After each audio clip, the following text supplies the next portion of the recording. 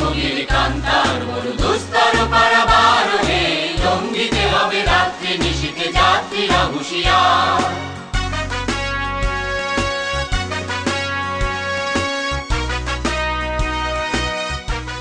এই প্রত্যাশা রক্ত দিয়ে কেনা স্বাধীনতার পরের ইতিহাস বলছে। অপারেশন সার্চলাইট, যুদ্ধ, অনাচার, রাজাকারের প্রতাপ, আত্মাহুতি অথবা মায়ের সাহসী নির্দেশের পথ ধরে ছিনিয়ে আনা স্বাধীনতার পর শান্তির কথা বলতে চাইছে। কখনো খুব কাছের অতীত, কখনো বা হাজার বছরের ইতিহাসকে শুধু জানা নয়, গভীর সব উপলব্ধির জন্ম দেয় সৃষ্টিশীল এই ভাস্কর্যগুলো। শুধু তাই প্রত্যাশা নয়, অপরাজেয় বাংলা, সংসপ্তক, সাবাস বাংলাদেশ, জাগ্রত চৌরঙ্গি এখন ছুটছে শহর বন্দর, গ্রামের পথেও।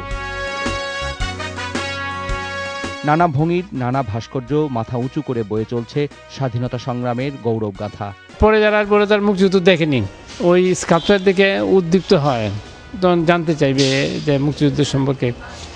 এখন তো বিভিন্ন ইউনিভার্সিটিতে মুক্তিযুদ্ধের স্কাল্পচার হচ্ছে, এটা একটা, আর এখন গ্রহণযোগ্যতা আমি মনে করি এই মুহূর্তে অনেক বেড়েছে।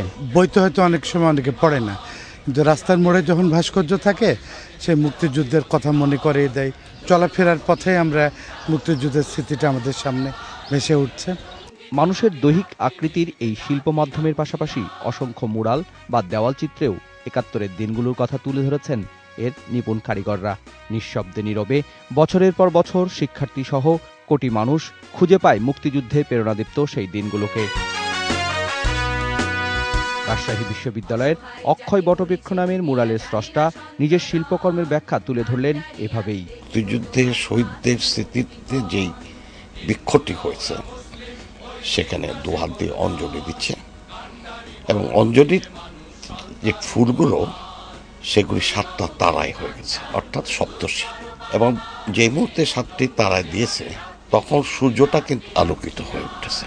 দেশের বিভিন্ন স্থানে গড়ে ওঠা এই ভাস্কর্য ও মুরালগুলো শিক্ষকের মতোই চলার পথে শিক্ষিত করে তুলছে তার গর্ভের নতুন প্রজন্মকে।